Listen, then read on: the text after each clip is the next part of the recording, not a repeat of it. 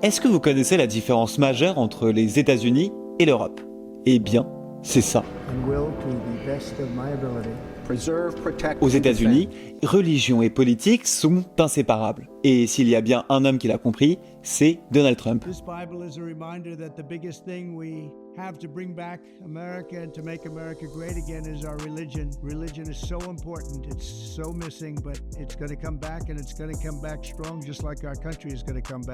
Alors comment a-t-il réussi à être élu 2 fois au poste de président? Spoiler, la religion est sa meilleure alliée. Allez, on vous explique pourquoi. Commençons par un chiffre. 72% des Américains se déclarent croyants et près de 91 millions d'entre eux sont évangéliques. Ce courant religieux prône une lecture très littérale de la Bible, considérée comme la seule source de vérité spirituelle et morale. Alors ça inclut souvent des valeurs très conservatrices sur des questions sociales comme la famille, l'avortement ou le mariage. Et cette communauté, elle pèse très lourd dans les élections. Alors pour Donald Trump, ce n'est pas un détail. Il mise tout sur ses électeurs. Promesse de défendre les valeurs chrétiennes. I'm here tonight to deliver a simple message to Christians across America. It's time to stand up and save your country. Nomination de juges conservateurs à la Cour suprême et surtout opposition ferme à des sujets comme le droit à l'avortement ou la transidentité. Donald Trump devient alors le champion d'une Amérique chrétienne qui se sent menacée par les évolutions sociales et remporte le gros lot puisque 80% des évangéliques déclarent voter pour lui. Alors, pourquoi une communauté si pieuse suit-elle un homme connu pour son goût du luxe et ses scandales?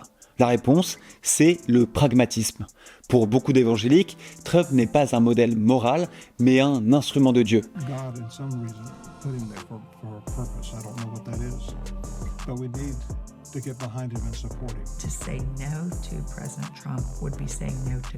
Il croit qu'il est là pour accomplir un plan divin, protéger les valeurs chrétiennes face à un monde qui se juge de plus en plus décadent. Et Trump le sait. Il donne à ses électeurs exactement ce qu'ils veulent. Des discours qui flattent leur foi, des politiques qui renforcent leur vision du monde et des juges qui feront durer cette influence pendant des décennies. Alors en Europe, c'est une toute autre histoire. Prenez la France. 51% des Français se déclarent athées. Ici, la religion est une affaire privée et un président qui mêlerait foi et politique serait immédiatement critiqué. Mais aux États-Unis, c'est tout l'inverse. La religion n'est pas seulement un pilier culturel, c'est un levier de pouvoir. We love you, Jesus, and we also love our country. And we thank you that you've raised up a man, Donald J. Trump, to be a warrior for the word of God. Elle mobilise, crée des communautés et influence directement les élections.